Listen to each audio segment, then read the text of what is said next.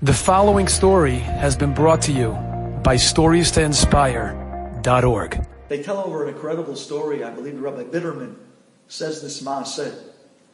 He says that there was a guy in a hospital in Israel, and in the bed right next to him, there was another Jew, non-religious, and it came Rosh Hashanah time.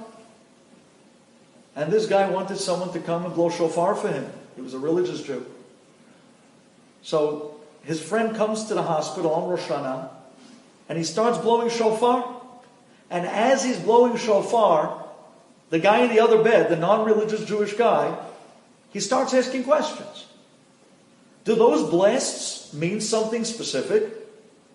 Are those blasts in some sort of a code? Are you sending Morse code to God? Are you sending him some coded message through the blasts of the shofar? And as the conversation began, and they started to talk back and forth, this non-religious Jew explains where he's coming from. He says, I hear a code in those blasts. He says, because I work for the Israeli Navy. And in my younger years, I spent quite a few years in a submarine, obviously under the ocean. And when they're under the ocean, all communication goes through Morse code. So this non-religious Israeli, he tells them, I'm a Morse code expert. I've been in the army for so many years, and I'm a communication specialist. And in the sub, I was the guy that was translating the Morse code, the messages that we were getting from our upper commanders.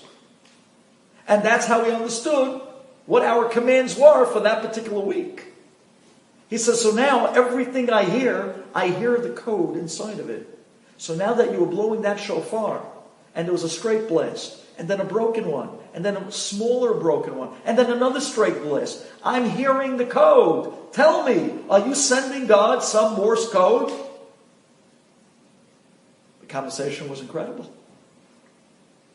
And then this non-religious Israeli says an amazing story.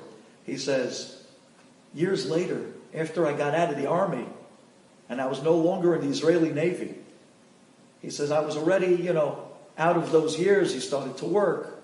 He was looking for a job, and he tried different jobs, and they didn't work. And one day he sees in the newspaper that there's an ad. And the ad was calling for anyone who's an expert in Morse code. The army is hiring people to start working with the Israeli subs. And if you are expert in communications, they would like to hire you. He says, that's me. I'm an expert in communications. I know Morse code better than anyone. I was in a sub. Now, I can be the guy not in the sub under the ocean, but actually back by base, the one that's sending out the code and giving the commands of what they should do. I always wanted to be an upper commander, but now I can get paid. So he saw that in the ad it said to show up at a certain government office between 10 and 12 o'clock in the morning, 10 a.m. to 12 a.m., and they're taking interviews. And then they're going to hire somebody. He says he went down. He got there late. He comes at 11:45. And as he walks inside, he couldn't believe his eyes. The room was filled, mobbed with people trying to get the job. It seems that a lot of people in Israel are Morse code experts. So he's thinking to himself, oh man, what chance do I have to get this job? So he sits down in a packed room of people, and he realizes that nothing's really happening. No one's going in, no one's going out. Everyone's just waiting. He's thinking to himself, as he's listening to the music in the background on the office, he's thinking to himself, why isn't anyone going anywhere? And then suddenly it hits him. He gets up. He walks up to the door that leads to the inner office. He opens it without knocking. He steps inside on his own. Everyone's looking at this guy like, where's he getting the chutzpah to do this? No one called him. And then as he goes inside, the secretary is sitting there by the desk, and she says, excuse me, where are you going? There's so many people in front of you. He makes believe like she's not even there. He goes into the inner office, where the guy from the army who's doing the interviews was actually sitting, He opens up the door and he comes in and he says, "Sir, I'm here for my interview." He sits down.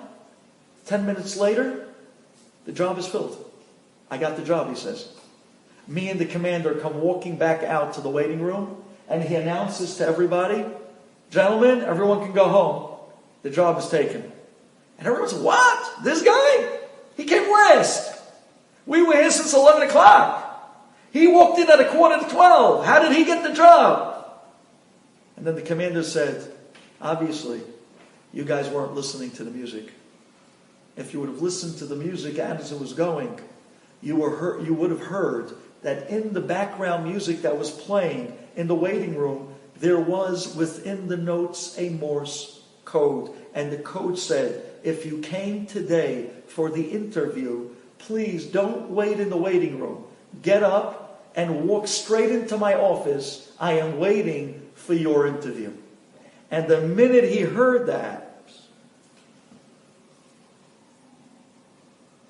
he understood exactly what he had to do. He turns back at the two guys in the hospital and he says, "I heard the message. I heard the code. But nobody else did. And I understood it. I understood exactly what was being told to me. And because of that, I knew exactly how to act on it."